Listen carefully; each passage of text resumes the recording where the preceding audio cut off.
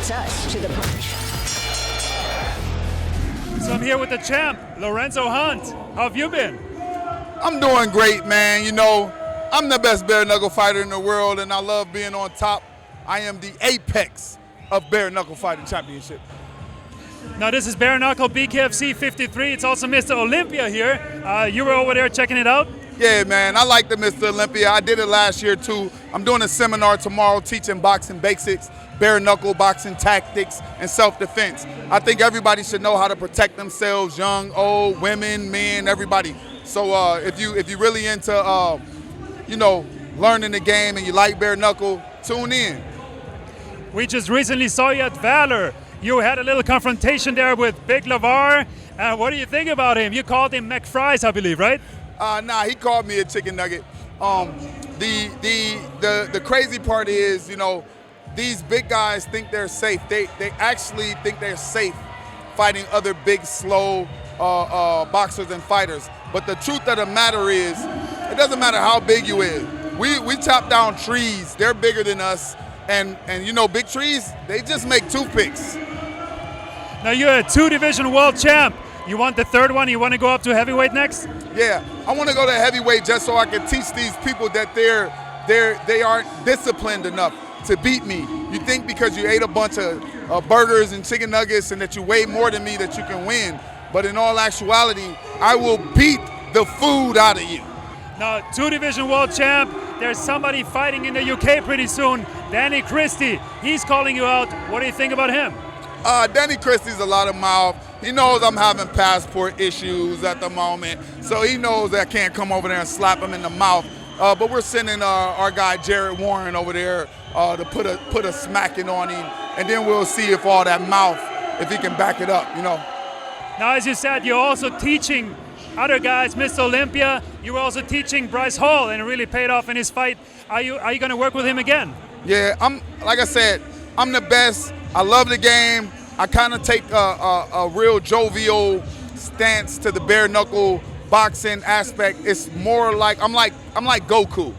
I work with these guys. I'll give everybody pointers. I make friends with everybody. As long as you're not standing across the line with me, you're safe. But if you're reaching for gold and you know you don't deserve it, and if you're calling me out and you know you can't beat me, and if you're foolish enough to sign that paper to fight me, I'm gonna beat you within an inch of your life. And then I'll pray for you. And God listens to me. He usually brings them back.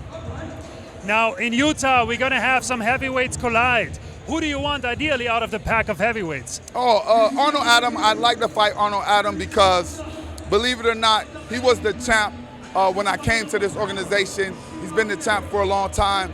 And the first time I ever met him, I asked him, could I hold his belt? He snatched away from me. He said, you got to fight me if you want to touch my belt. What a So I was like, okay.